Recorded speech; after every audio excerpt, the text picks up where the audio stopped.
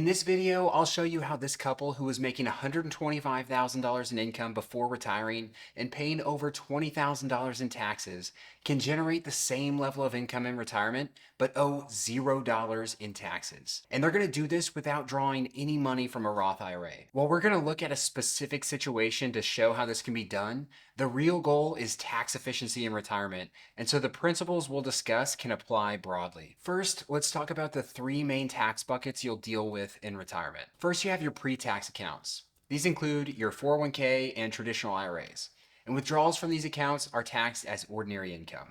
Second, you have your tax-free accounts. This bucket is going to include Roth IRAs, Roth 401ks, as well as HSAs if they're used for qualified medical expenses. And withdrawals from these accounts are completely tax-free. And last, we have taxable investment accounts. These are your regular brokerage accounts. The growth in these accounts is subject to capital gains taxes, and dividends and interest are also taxed in the year they're paid. To show you how to be incredibly tax efficient with your portfolio in retirement, we're going to look at a couple, Ross and Rachel, who are both age 65. They make $125,000 per year at their jobs, and they're wanting to retire and maintain the same level of spending they're at currently. And when we put their $125,000 of income into our tax planning software and we pull up the tax report, we can see that their federal income tax liability is roughly $10,700. Now, this is income tax only, but because their $125,000 of income currently comes from their jobs, they'll also owe Social Security and Medicare taxes, which are 7.65% of their income.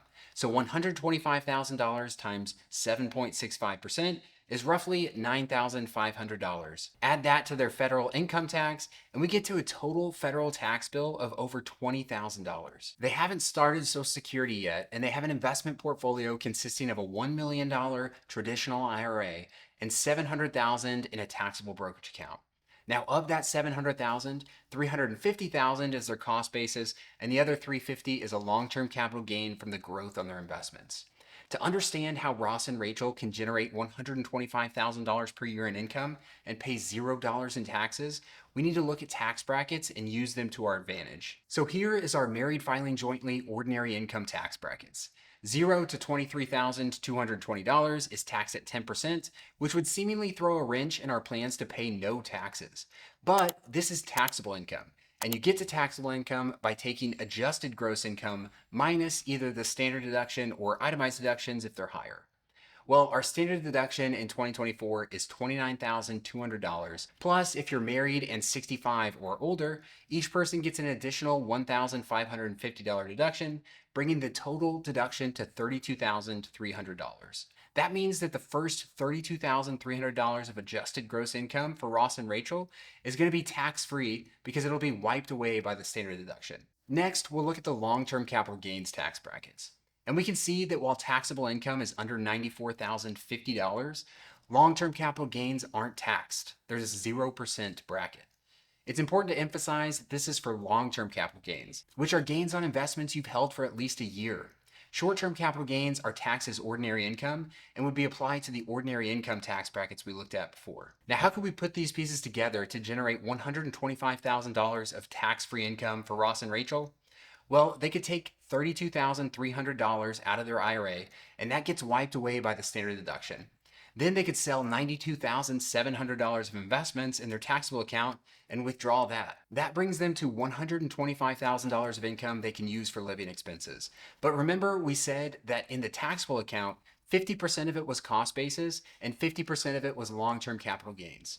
That means of the $92,700 they pulled out, only half of it, or $46,350, would go on their tax return as a long-term capital gain. The other half is a return of their cost basis, so it's not counted as income on their tax return.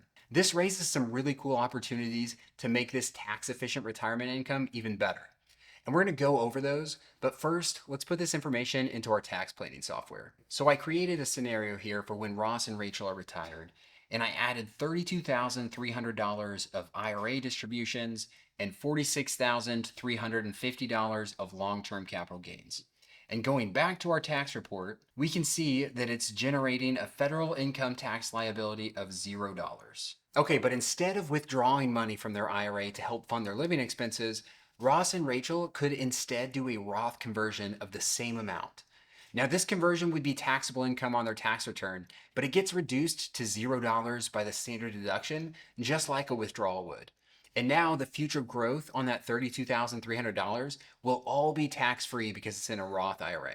They can do this because they have plenty of funds in their taxable account in order to fund their living expenses. So I changed the $32,300 IRA distribution to a $32,300 Roth conversion.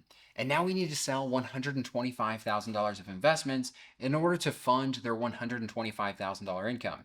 Now, of that $125,000, $62,500 is long-term capital gains, and $62,500 is a return of their principal or cost basis.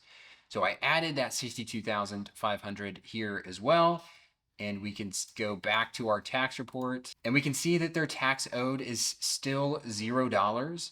And that's because their capital gains fall in that 0% long-term capital gains tax bracket. Now you'll also notice that they have $31,550 of room left in that bracket.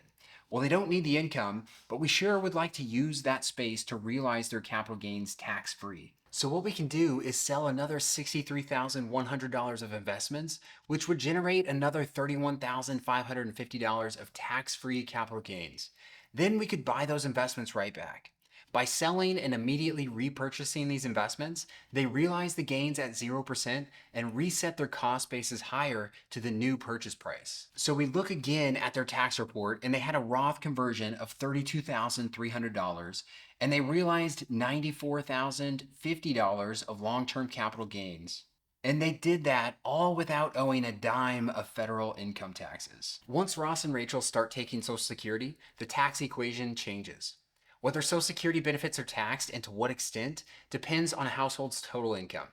This adds another variable and will make planning more important. Let's go back to our example. We'll assume Ross starts taking Social Security of $1,800 per month, which is $21,600 per year. Now I added that Social Security income, and we can see on the tax report that they owe taxes now. Now you may think we just need to reduce their Roth conversion by $21,600 and then they'd be fine, and that would take their tax back down to $0.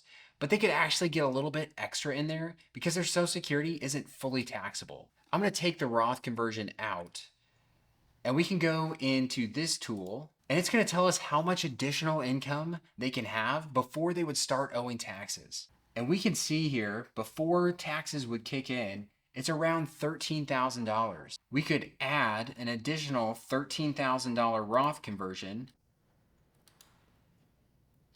and then go back up to their tax report and see that their tax is back to $0. While our example demonstrates a strategy to pay zero taxes, in some cases, it might be more beneficial to pay a small amount of tax in order to enable larger Roth conversions. That's going to depend on a retiree's current tax rate versus their projected future tax rate, among many other factors. Also, I should mention that I'm ignoring state taxes in our example. State taxes are going to vary widely among the states, but that's something you'll want to consider in your analysis as well. I'm also ignoring dividends and interest paid on that taxable account, but those are going to go on the tax return as well, so you need to account for that. As I demonstrated here, it is possible to generate a lot of income completely tax-free in retirement. By using a combination of Roth conversions and capital gains harvesting, you can create a very tax-efficient retirement plan. With retirement income, you have a lot of control over your tax situation, which is why planning is so important. If you need help creating a tax-efficient retirement plan like we looked at today, reach out to me and I can help. Go to trekwealth.com for more information. If you found this video helpful, please give it a thumbs up and subscribe for more content helping you make smarter money decisions. And let me know in the comments some of your favorite strategies for minimizing taxes in retirement. See you in the next video.